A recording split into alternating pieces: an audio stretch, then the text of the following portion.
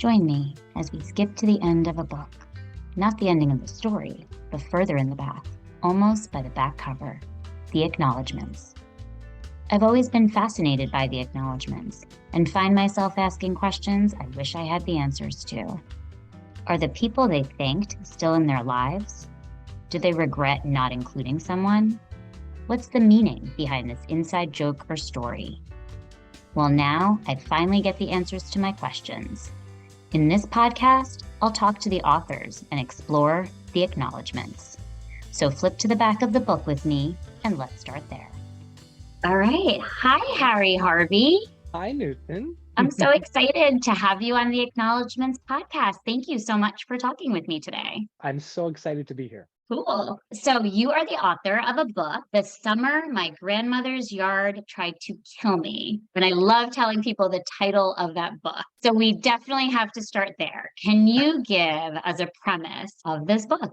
Well, the premise of this book is there is a young boy around 11 years old named Peter Mulligan who just doesn't fit in school. And there's an incident at the end of the school year. And I should mention he has ASD, Autism Spectrum Disorder. And because of the incident, his parents decide to send him to Johnson Island for the summer with a grandmother that he's never met. And once he's there, I guess adventure and comedy ensues, hopefully, to the reader. And he's obsessed with old monster movies. And once he gets there, it turns out that some monsters might be real once he's on the island. And that's where the title comes from. I love it. And actually, I think it brings up so many questions for me outside of even the acknowledgement. So I'm actually going to start there. Is, as you said, he loves monster movies. So does that mean you love monster movies? I'm okay with monster movies. I love the classic monster movies, but I do really enjoy classic old movies. And I teach a film class, so I get to see them, I get to study them. I'm a high school teacher when I'm not writing. And I did have a former student who loved Godzilla movies, who had ASD. So maybe part of Peter comes from him. Okay. And that's actually something I'm interested in hearing about. So as a teacher, how much of your actual work influenced your writing of this book? I think my work really influenced this book because over the years, I've taught many students with ASD, and a few in particular where I were very fond of, and they seemed to gravitate to my film club. So I would spend a lot of time with them in the club outside of school and in class. And I wanted to write a book that had someone with ASD based on their different personalities as the hero, not a sidekick, to solve all the problems, to go on this adventure and find a place where they could fit in and be accepted. So that influenced the book a lot. And even the beginning of the book, the premise, like I mentioned, I did have a former student who had some very difficult times in a different school, who then transferred to our high school where he was much more accepted. And then my love of film and humor dribbled into the book. And that's the big influence, I think, from my work. Amazing. And when you think of the storyline and the characters, what age range do you imagine reading this book and getting something out of it? I think anyone who's maybe 9 or 10 years old and older. I've had readers, I think 9 was the youngest, whose parents read it to them. And then I've had readers who are in their 70s read it and tell me that they enjoyed it as well. I hope it has that universal quality that great middle grade books have, where it's a good story, good characters, good adventure, and anybody can enjoy it. It actually made me think it's funny because over the years, I feel like I've even been drawn to so many YA books. And then when I picked up this, I'm like, well, there's a middle grade book and I'm used to reading them with my kids. But then I was totally into it. And what it made me realize is just so much of it was about imagining these characters and imagining this adventure that they were on. And I think that's an ageless thing. I'm so glad you said that. Yes. So I would like to, I'm grabbing the book because I want to ask you some questions about your acknowledgements. Sure. So one of the things you say towards the end is gratitude to the best neighbors ever, where everyone tells great stories by the pool. Could I have been luckier to move in across the street from a real editor? So tell me about these neighbors. They live, when I moved to this house, they lived across the street. They have a pool, they have a great margarita machine, and there was lots of time sitting around the table by the pool. And all of them, the whole family, are great storytellers. Ray, Mary, Amanda is their daughter, Brian, Matt, and everyone jokes around, everyone tells a good story. And Mary, for a while, when her kids were growing up, she was an editor. So she was one of the first people who read something that I wrote and said, hey, this is just as good as the things that I edit. And I really got lucky, and they're great inspiration and great neighbors. That's amazing. I love how things come together sometimes like that. Yes. That's And I great. think I should mention too, Ray, I guess the patriarch of the family, Ray, the dad, he's the one who introduced me to the publisher too, so that was really important as well. So I couldn't have done it without the Pell family across the street. Love it. Now, from when you first started thinking about this story to the time it got published, how long is that for you? How long did that take? That was a long process. I'd say that's about maybe 4 years of actually having an idea and then writing by hand the first draft and then typing that up and then showing the first person and editing, and then a writer's group, which is also in my acknowledgements. Yes. And they were instrumental in helping me take it from where I had it to something that could be published. So 4 years. Tell me I'm more going to say about maybe the writers group. the writers group they are great, and they were already a group, and they were nice enough to bring me in and let me join the group. Everyone writes middle grade, young adult, and we exchange chapters, about 20 or so pages once a month, and everyone does a great critique, and then we hang out and help each other. And they're instrumental. There are some lines that they would recommend at a meeting. It might be a little more funny if Peter said this, and I would just completely steal their line, put it in the book, and I'm sure when they read it, they recognized many of their own touches that added to the book. So if anyone is wanting to be a writer, I think it's crucial to find a writers group or someone else who wants to be a writer that you can share work with. Yeah. And that's what I feel like I keep hearing as just this common thread of having this community when you're a writer and an author is so important. It is. There's so many letdowns. And I know on some other podcasts, people have talked about the difficulty of publishing and getting rejections. And it's great to have that group who say, this is entertaining, or this did really move me when I read it. Keep going, keep going. Yeah. And that's what you need the group for. That's great. You also you say, I appreciate the Times School psychologist, Robert Kehoe, and the POAC Autism Services Director, Gary Whiteson, took to educate me about ASD and for the work they have done and continue to do for the ASD community. So tell me more about them. Well, after I'd finished the book and done my research on young folks with ASD, I wanted to make sure it would be okay for anyone who has ASD to read it, or parents. And so Bob was instrumental because he read all of the parts that had to do with autism spectrum disorder. And so did my friend from POAC. I called him out of the blue, and he has a son who has ASD. So he was particularly helpful and interested. And I think he gave me the best advice, which was, once it's established that Peter has it, and the few times he has to explain it to people, then that's it. He's just like everybody else. And a lot of things that someone goes through who has ASD, it's the same things that everyone goes through. Not feeling comfortable sometimes, or not fitting in, or you're interested in one thing, but other people aren't interested in that. So they're very common to everyone, I think. So without those two gave me the confidence to make sure that I was on the right path and I didn't want to offend anyone, and everything I was writing came out of a place of appreciating and really enjoying all the students that I taught who have ASD and wanting to have a book for them, I guess. That's great. And have your students read your book? Yes, a few of them who've graduated, who heard about it, bought the book and then read the book and said that they loved it. So it's funny. And I even think, you mentioned in the beginning, how does my work influence me? I think one of the first things I wrote in a rough draft, and now you've read the book. So when Peter was first about to go on the island, and he said, it's probably isn't going to be exciting like Godzilla versus Mothra, where there's going to be magical twins and monsters. And that line, I think I wrote early. And then that's because one of my former students brought Godzilla versus Mothra to my film class. And I was like, really? We're gonna watch this? There's so many great movies, but he said, I want to watch this. I think it's an important movie.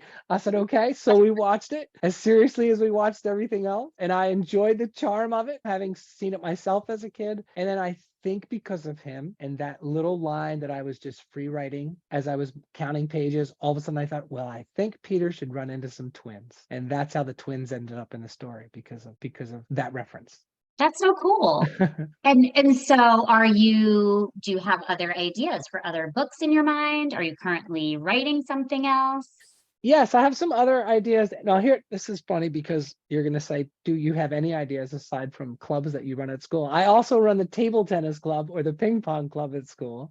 So I have Okay. a book I'm working on, another middle grade, about a boy who is interested in ping pong. And then I have another one I'm working on about a future, very far into the future, where there isn't food that we eat anymore. There's just pills, powder, and water. And it's a story about what life is like. A young girl is trapped in that. Well, not trapped, she lives in that world. Yeah, And in this story, a girl is the protagonist, and she's the first person narrator of the story. So that's what I'm working on now. I love it. These are so creative and use so much of the imagination. So I like that. And one of the things I loved is actually at the back of your book where you talked about some author's notes and you spoke about ASD and classic movies and this whole thing about how invasive weeds are real. And so how did that this and we don't want to give away too much of the book, but of course it's the summer. My grandmother's yard tried to kill me. So there's something to do, right, Right. with plants and Yes. gardens. So where did that part of the story come into play? I think, well, here's the thing. I think as a someone who's trying to be a writer but has another profession as a teacher, it's hard to do a ton of research. So I think a lot of times you write what comes out of your imagination, or the classic, you write what you know. So it turned out I had some invasive species invading my yard. Bamboo was coming in my yard and destroying my wife's garden. So I went to war with this bamboo, and as I was digging it out and trying to prevent it and researching how to get rid of it, I started to really admire the plant and how you just couldn't stop it once it got going. And the more I researched it, I thought, this is kind of this could be really an interesting story if suddenly plants were out of control and angry for what we've been doing to them for all these years on the planet. So that's I where that love came it. from, a real experience. Yes, real experience. Yes. I love how you pulled not just like one part of the story from one place, but from all of these different places. Yes. That's so cool. Yes, I think all of my stories are, and the ones I'm working on now, all come from, I think creativity sometimes comes from taking things that usually don't go together and putting them all together. And I think in this story in particular, that happens. And in the other stories that I like to do, like things that happen in my life that I get excited about or interested in, I learn about, and then I guess that, and then I want to share it, I guess, in a story. Yeah. Yeah. I love that. So, coming back to your acknowledgements, you said, my appreciation to the editing powers of Jenny Martinez Nocito and the critique from her very literary daughters, Lena and Ella. Your notes put the sprinkles on top of the cupcake. So, tell me about Jenny, Lena, and Ella. Well, that's the family of my friend Frank Nocito, who married Jenny Martinez. Mhm. And we were friends growing up from, I guess, I was in first grade and he was in kindergarten. We come from the same small town, the same church, the same everything. And his daughters and his wife, they are readers. They love to read, and we visit them every year, and they're always just consuming books, and they love to write as well. I think someday both daughters will be published because they've been writing forever. Sometimes when I would visit them, we'd compare, how many pages did you write, Dive? How many words do you have? 1,000. And I think Ella said 1,000. Really? That's all? They were like not impressed. 1,000 pages a day or something like that. So once I was finished, they got a good look at it because I know they love to read and they love stories. So they went through it, and I think Lena gave me her notes, Ella gave me her notes, and then Jenny was the master editor. There was so many great edits that she caught that I instantly just took them. So they are great readers. I could not have published the book without them, and they're great storytellers themselves. I look forward to seeing what happens. I think Lena's about to start college and Ella's in high school, so just give them a little time, and I'll be talking about them and writing some sort of review for their book soon, I think. So they're There you great. go. Make sure they put acknowledgements in those books. I hope so. Is there, when you think about your acknowledgements, is there anyone that you kind of looking back wished you put in there? I don't know if my parents are in there. Let me see. My parents as well for not really encouraging me to write, but just tolerating me as a child growing up, because I could be a little precocious or busy, I guess, and silly, that they had to deal with that. I think that also comes out in the book when you read it. So I definitely should have thanked them. And they are good storytellers as well. So there was lots of time sitting around the Thanksgiving dinner table and the table telling stories about things that happened. My dad in particular, excellent storyteller. So I should thank them. And I should thank my Aunt Marion, who was a reader, who I often would go to her house, and she would babysit me a lot. And she did crossword puzzles all the time, always had a book going. So she also, I think, was a big inspiration. And did you read a lot as a child, or even when you were in these middle grade years yourself? I think I know we took many trips to the Riverside, that's the town I'm from, Riverside Library, as young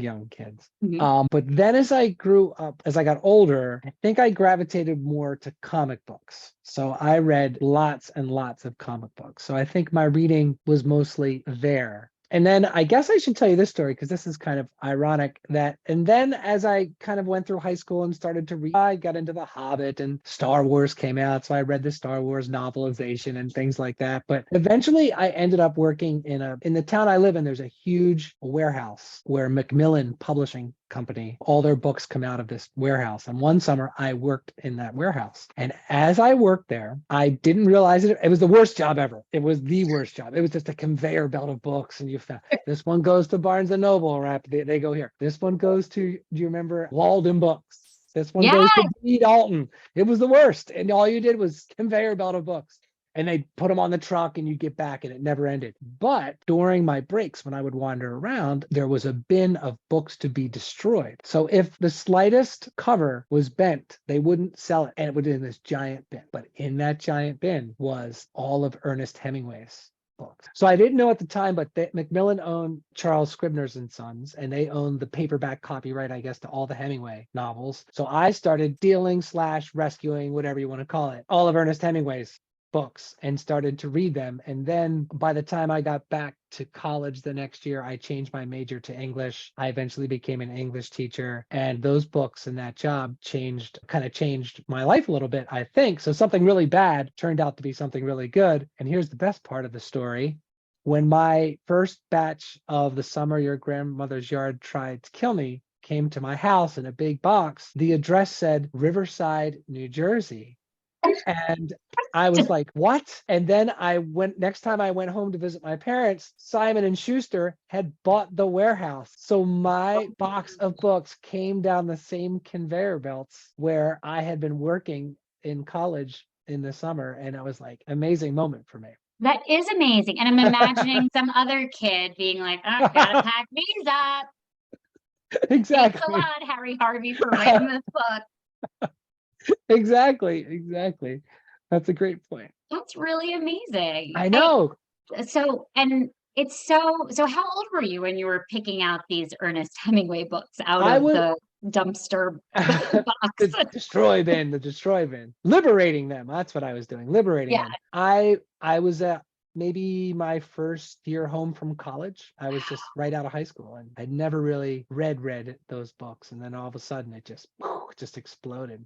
Wow. And like changed the course of like your studies and everything. I think so. Yeah. I just thought, wow, I just love these stories. And it really spoke to me at the time. And then when I went back, I eventually changed my major, and that's what happened. And what do you read now? I read anything now, but right now I'm into old science fiction from like the 70s and 80s. I like Philip Jose Farmer, who wrote the Riverworld series, which is kind of like weird sci-fi where once everyone in the world dies, they go to this place, you're not sure where it is, where there's this incredibly long river, but everyone along this river is from every age ever. So there might be Neanderthals, there might be guys from the Roman Empire and women from the Roman Empire. There might be someone from World War II. And it's really weird and really strange. And I guess being an English teacher, it's fun to read books that are just so offbeat instead of the classics that I always end up reading for school and things like that. So that's what I'm into right now. But it's very varied. It'll be if someone gives me a book, I'll suddenly read it. Or I love to go to like a flea market or a used bookstore and just randomly take books, or go to Barnes and Noble and think this might be interesting, and just jump on a new book. So love it. I'm so glad you wrote this book. I think it's a great inspiration to your students too, to see that you've written as well, especially as an English teacher. And I'm really looking forward to what you write next and when that comes out. Absolutely. And thank you so much for this podcast. I think it's a great idea. I do read the acknowledgements. I was waiting for you to ask me that. Yes, I you do. I do. Okay. And my wife particularly does. And oftentimes she will read them to me after she finishes a book and say, oh, guess who this author thanked, and check this out, and things like that. So there's lots of mutual reading and talking going on in my house. That helps as well. I love that. Oh, wait, now I have to know, will you both read the same books then? She is into historical fiction. Okay. Usually World War II romance type stories. Yeah. And also some good like romantic comedies, I guess, that she's into as well. But sometimes when we're in the car, we'll listen to whatever she's reading if she's listening to a book on tape. So got it. Once in a while we read the same book. I love it. Well, thank you so much, Harry. It was great to have you and chat with you and find out more about you as a writer and a reader. Well, thank you so much. And I hope your podcast has lots of success, and I will keep listening for sure. Thank you. Thanks for getting curious about the acknowledgements, and remember to read from cover to cover. Check out the acknowledgements on Facebook, Instagram, or theacknowledgements.com. There you'll find more information on the books and authors that I talk about here.